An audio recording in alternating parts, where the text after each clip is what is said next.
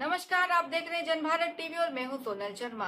दोस्तों, सेबी पिछले कुछ समय से खासी चर्चाओं में बनी हुई है। इसके पीछे की बड़ी वजह है कि हिंडनबर्ग, जो कि एक अमेरिकी फर्म है, उसने सबसे पहले आरोप लगाया सेबी की चीफ के ऊपर कि उनका काफी सारा अमाउंट इन्वेस्टेड है भारत के बाहर की एक विदेशी फर्म में, जिसमें कि अडानी ग्रुप ने भी अरबों डॉलर का इन्वेस्टमेंट किया हुआ है। इसके बाद सेबी की चीफ के ऊपर अपोजिशन लीडर्स ने आरोप लगाया कि चीफ ने एक ही समय पर एक ही पद पर रहते हुए तीन अलग अलग कंपनी से सैलरी ली। जी हाँ, आपने बिल्कुल सही सुना है कि सेबी की चीफ ने एक ही समय पर एक ही पद पर रहते हुए तीन अलग अलग कंपनी से सैलरी ली। ये तो जो आरोप लगे ये आउटसाइडर्स ने लगाए, लेकिन इनसाइडर्स के भी आरोप सेबी के टॉप ऑफिशियल्स के खिलाफ उठने शुरू हो गए हैं। खबर है कि करीब 500 अधिकारियों और कर्मचारियों ने कुछ समय पहले सेबी के ऑफिस पर एक धरना दिया था, जिसमें उनका आरोप था कि सेबी के जो टॉप ऑफिशियल्स हैं वो उनके खिलाफ गलत भाषा का उपयोग करते हैं और प्रॉपर वर्किंग एनवायरनमेंट नहीं दे पाते हैं।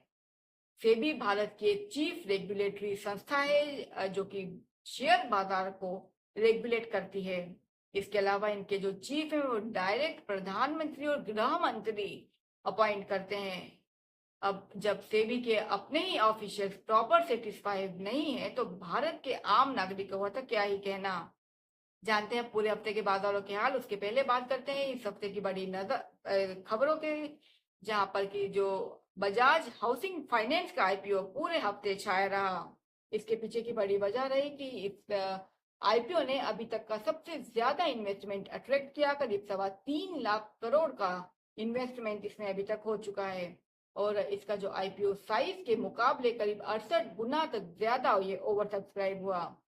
काफी सारे बड़े ब्रोकरेज हाउसेस के अनुसार ये जो आईपीओ है ये लॉन्ग अच्छा लिस्टिंग गेन के लिए तो है ही, इसके अलावा लॉन्ग टर्म इन्वेस्टमेंट के लिए भी ये आईपीओ काफी अच्छा माना जा रहा है। तो अगर आपने भी इसमें पैसे लगाए हैं या इन्वेस्ट किया है तो आप इसको लॉन्ग टर्म गेन के लिए रख सकते हैं। चलते हैं दूसरी बड़ी खबर की तरफ। अगर आप इस साल या इस फेस्टिवल सीजन कोई गाड़ी खरीदने की योजना बना रहे हैं तो थोड़ा सा पोस्टपोन कर दीजिए, क्योंकि खबर आ रही है कि सरकार अगले साल इलेक्ट्रॉनिक व्हीकल के ऊपर सब्सिडी देने पर विचार कर रही है।